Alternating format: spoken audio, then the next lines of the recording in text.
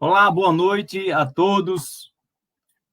Louvado seja Deus, mais uma vez, mais uma quinta-feira juntos com vocês para tratar de temas relevantes à nossa noite. Hoje estaremos tratando sobre o tema irados contra Deus. Bem sabemos que muitas coisas que nos sobrevêm, como preocupações, tribulações, tem trazido um certo pensamento para a nossa memória de se achar que é culpa do Senhor, é culpa de Deus aquilo que estamos sofrendo, aquilo que estamos passando. E muitas vezes pecamos com isso. Pecamos em atribuir essas nossas tribulações, as nossas preocupações ao Senhor. Hoje nós estaremos tratando sobre isso, quando nós iramos contra Deus. Para isso, eu quero convidar não só você, mas toda a sua família. Reúna a sua família, compartilhe com os seus amigos esta live, este vídeo, e que possamos, nesta noite, estar juntos, tratando deste assunto, sendo edificados, sendo instruídos pela palavra do Senhor. Para isso, nós convidaremos aqui o pastor Di Araújo, que estará trazendo essa palestra, Irados contra Deus. Quero convidar aqui o pastor Di Araújo a fazer presente o nosso amigo, o nosso pastor da Igreja Presbiteriana de Caicó, pastor Di Araújo. Seja bem-vindo, pastor. Uma boa noite. Hoje começamos um pouco com esse contratempo, né, pastor? Começamos um pouco aí, meio atrapalhado nessas mídias, mas para a glória do Senhor, nós estaremos aqui sendo ministrados, sendo instruídos pela palavra de Deus acerca da ira contra Deus. Pastor, eu quero passar a palavra para o Senhor e que Deus possa te usar nesta noite tão maravilhosa. Uma vez. Obrigado, querido. Obrigado a todos. Sempre uma honra, né? Sempre uma honra estar aqui com você. E hoje falando desse tema, é um tema importante, queridos. É um tema muito importante para nós. É sobre a ira das pessoas contra o próprio Deus. Tem sido o estudo aí da área de aconselhamento de relacionar a ira contra Deus e algumas outras enfermidades desenvolvidas, como depressão, né? Dores musculares e outros sintomas, revelando que a pessoa, de fato, está em seu coração irada, e não contra qualquer pessoa, mas contra o próprio Deus. Há uma história muito clássica sobre esse assunto da Carolina e do Raimundo. A Carolina vivia com o Raimundo há 14 anos, na verdade, 14 anos, até que ela descobre que o seu esposo estava traindo, e o golpe final foi saber que ele não estava disposto a deixar a amante e voltar ao relacionamento normal. As primeiras perguntas que veio ao seu coração são perguntas relacionadas ao seu próprio problema. Como ele pode jogar 14 anos pela janela? Né? Por que ela? Como eu vou me manter? Como eu posso enfrentar um divórcio? Esse foi o primeiro momento da sua crise. Mas, à medida que esse choque foi dissipando, outro conjunto de perguntas ainda mais duras lentamente emergiu do seu coração. E ela começa a pensar aonde é que estava Deus em tudo isso? Como é que um crente como Raimundo pode se desviar desse jeito? Né? Por que Deus permitiria que as crianças e eu passássemos por esse pesadelo? Vale a pena mesmo servir a Deus? São perguntas agora que começam a inundar o seu coração num segundo momento, agora, depois de sair daquele estado de choque, e ela agora começa a atribuir o motivo daquele fracasso agora a uma responsabilidade do próprio Deus. Então, talvez você não esteja enfrentando um problema semelhante a esse da Carolina com o Raimundo, mas você pode ter sido despedido injustamente do seu emprego, você pode ter sido abusado sexualmente na adolescência ou quando criança, alguém que você confiava traiu, talvez você enfrente dívidas que não pode pagar, pode ser uma doença progressiva, debilitante, que não tem fim. A verdade é que tudo isso pode levar a uma indignação que vai gerar ira agora, com um problema que só aquele que crê tem: ficar irado contra o próprio Deus. Esse é o tema de hoje, irados contra Deus, e nós vamos rapidamente aqui apresentar esse tema, e você vai poder perguntar, e vai ser um início de noite, um fim de tarde muito abençoado aqui entre nós. Então, o que devo fazer nessa situação? Uma situação onde você sente-se injustiçado, injustiçada, e que você é uma pessoa fiel, uma pessoa que tem os seus princípios cristãos, que reconhece o poder de Deus sobre a sua vida, o senhorio de Cristo sobre a sua vida, e tormentuosas perguntas podem surgir na sua vida sobre a própria bondade de Deus.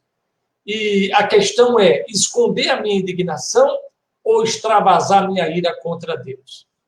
Nenhuma coisa nem outra, né? Nós precisamos definir isso biblicamente, é o que nós vamos fazer isso agora. Vamos definir isso com muita calma, que talvez você nem percebeu, mas hoje você é uma pessoa que guarda uma certa revolta do próprio Deus, que você tanto ama, e que agora você sente-se de alguma forma abandonado, abandonada em um momento da sua vida.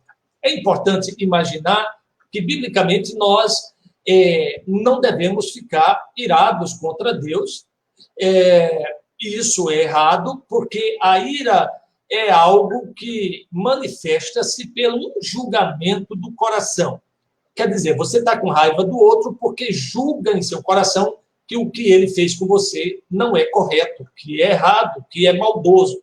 E como em Deus não há maldade, ele é um Deus amoroso, é um Deus bondoso, e as suas misericórdias duram para sempre. Por isso, é errado ficar irado contra Deus, porque qualquer julgamento que você faça contra Deus, você está questionando a sua própria bondade. E Deus realmente será bom. O Senhor é bom e a sua misericórdia dura para sempre, e não podemos dizer o contrário disso. Quando você está irado contra sua esposa, esposo, filhos, trabalho, igreja, na verdade, você faz isso a partir de um julgamento pessoal que você agora fez daquela situação. Você não acha correto. Pelo seu julgamento, isso é algo absurdo e jamais poderia ter acontecido. Por causa disso, você, então, ficou com muita raiva daquela situação. Então, essa ira, ela nunca é neutra. Ela sempre está relacionada à sua capacidade de julgar. Então, se você julga mediante os princípios da palavra de Deus, você fará um bom julgamento. Se não, você fará um mau julgamento. Algum esposo pode estar muito raivoso, muito irado com a esposa que foi para a igreja. Veja, pela sua ótica do seu coração, que não está pautado no que conhece da palavra de Deus, ele julga aquilo, julga da sua esposa algo que não deveria acontecer. Mas nós sabemos que ele devia estar se alegrando, porque a sua esposa vai à igreja e não a um boteco, a uma balada onde há um potencial muito grande de acontecer algo de ruim. Então, por que é errado irar contra Deus? Porque nós o estamos considerando injusto, que Deus não é bom, que Deus é mau. Vamos a alguns exemplos bíblicos para você ver a relação da ira com os problemas, que é isso que eu quero colocar para você. Nós temos um exemplo de Caim, do capítulo 4 de Gênesis, ali no versículo do 4 ao 7, diz assim: Abel, por sua vez, ele trouxe das primícias do seu rebanho e da gordura deste. Agradou-se o Senhor de Abel e de sua oferta, ao passo que de Caim, de sua oferta, não se agradou. Irou-se, pois, sobremaneira Caim, e descaiu-lhe o semblante. Essa palavra descaiu-lhe o semblante é que ele ficou depressivo. Então lhe disse o Senhor: por que andas irado? E por que descaiu o teu semblante? Se procederes bem, não é certo que serás aceito? Se todavia procederes mal, eis que o pecado jaz à porta, o seu desejo será contra ti, mas a ti cumpre dominar. Veja, Deus não viu aquela reação de Caim como algo normal. É por isso que ele quis saber o que estava acontecendo ali, tratando o coração de Caim. A gente sabe que Caim não estava disposto para tratar o seu coração, e desse momento de queda de ânimo, de depressão, veio a ira, depois veio o ciúme e depois veio o assassinato do próprio irmão. Veja que como é importante tratar essa questão. A ira contra Deus leva as pessoas, estar irado contra Deus leva as pessoas a desenvolver certas coisas que, se não forem tratadas, isso trazem problemas muito sérios. Por isso, isso é um tema que todo conselheiro que é treinado para tratar pessoas com problemas, é um tema que entra nessa estrutura de uma possibilidade da pessoa estar com problema de depressão, com problema de ciúme, com problema ou outro problema relacionado por causa de uma revolta que ele desenvolveu no coração, não contra uma pessoa especificamente, mas contra o próprio Deus. Embora, inicialmente, a sua revolta pode começar com pessoas. No caso aqui, Caim foi em relação ao seu irmão Abel. Mas, no final, ele estava revoltado contra o próprio Deus, porque Deus se agradou de Abel e não tinha se agradado dele.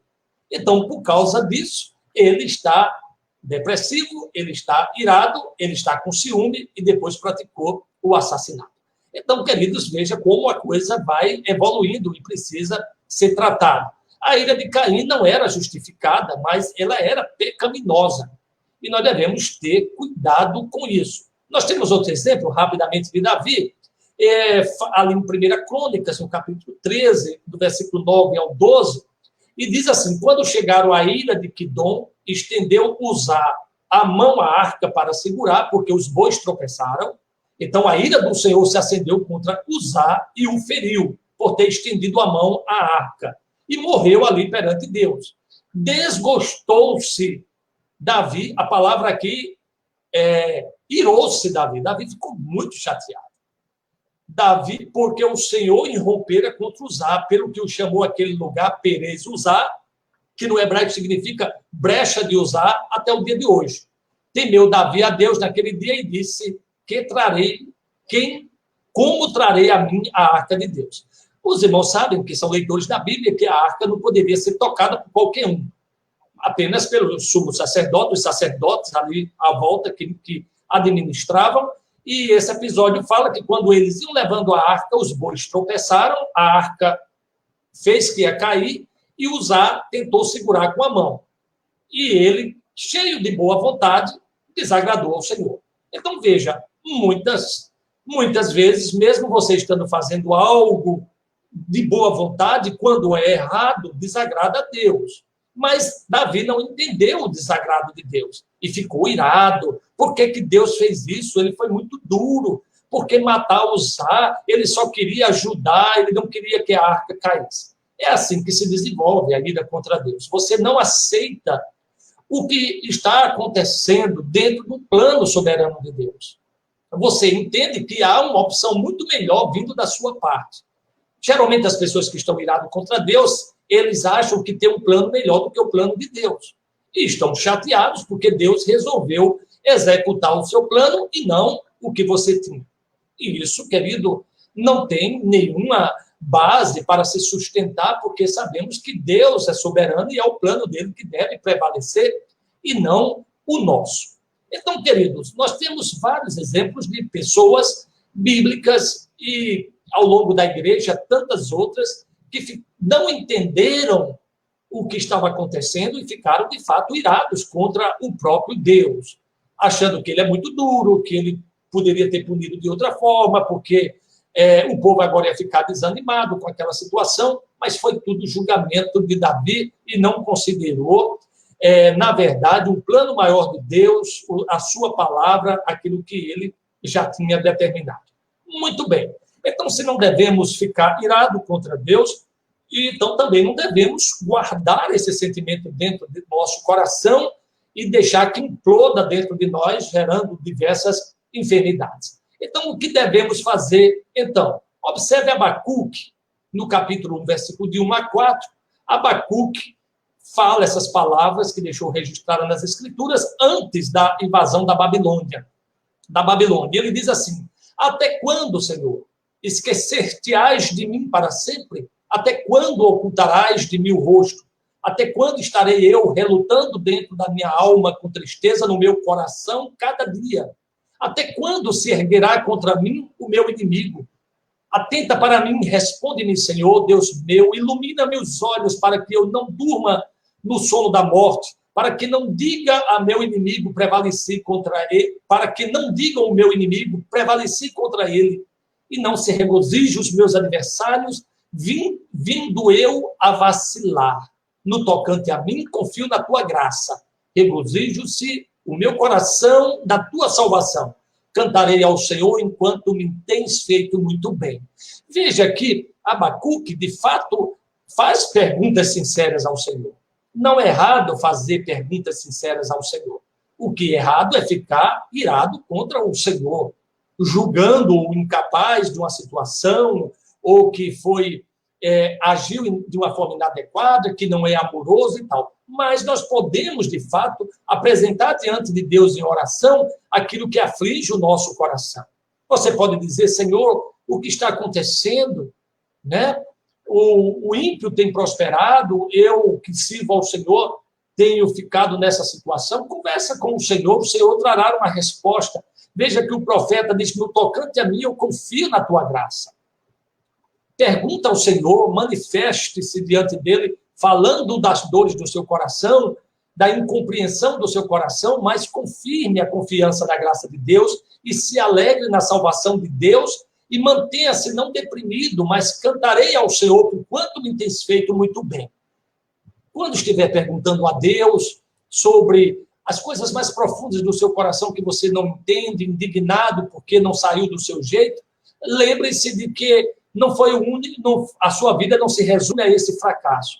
Deus tem feito muitas coisas boas por você em outros momentos. Se apegue a essas coisas boas e entenda que na vida nem sempre temos tudo o que queremos, mas sempre temos muito mais do que merecemos. Que Deus aplique essa palavra no seu coração e faça de você uma pessoa mais feliz. Que Deus abençoe a sua vida poderosamente. Esse é o meu desejo, tá, queridos? E vamos aqui voltar a palavra ao seminarista e vamos ver se temos alguma pergunta.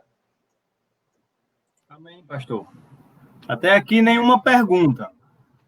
Creio eu, pastor, que algumas perguntas, que surgiu uma pergunta para eu fazer, mas no final o Senhor respondeu, que é a questão de Abacuque, onde ele faz a indagação, né? A pergunta era essa: qual é a diferença da indagação para essa ira contra Deus?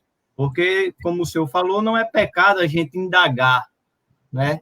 Argumentar com o Senhor, perguntar a Ele o porquê está acontecendo dessa forma, né, que nós não entendemos.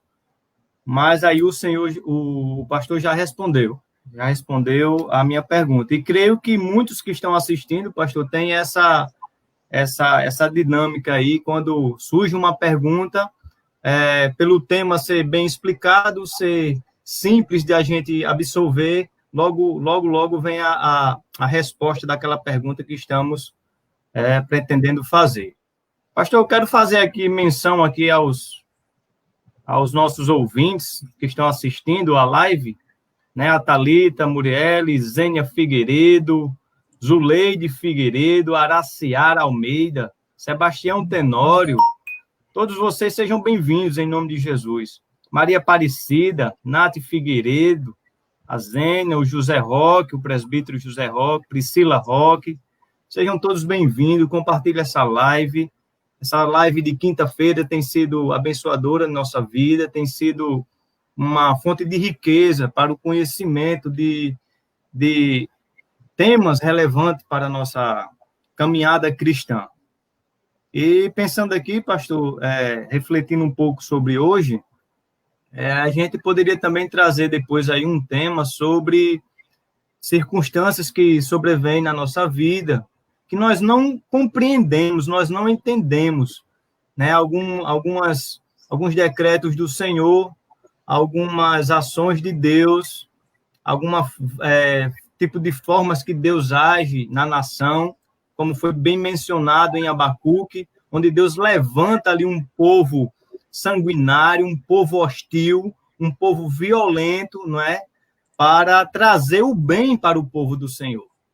Então, eu deixo essa sugestão, pastor, depois para que o senhor veja esse tema com carinho, para que a gente possa nos edificar, nos fortalecer, porque estamos passando por esse momento de perseguição da igreja, um momento de opressão psicológica, muitas pessoas com medo, muitas pessoas sem entender o que é que está acontecendo, o contexto que estamos vivendo, por não conhecer a vontade do Senhor, por não conhecer a palavra de Deus, né, pastor? Então, fica essa minha sugestão desse tema, essas circunstâncias que sobrevêm na nossa vida e que nós não compreendemos, mas precisamos confiar no Senhor, descansar nele, como diz na palavra dele, que ele é misericordioso e não nos desampara. Isso mesmo, querido. Podemos sim trazer esse tema, lembrando que na vida nós temos mais perguntas do que respostas. Infelizmente, nós fomos como que treinados a achar que a nossa vida tem que ter todas as respostas que queremos, e nós sabemos que não é bem assim. E um grande erro da ira contra Deus também é achar que nós temos uma solução melhor do que Deus.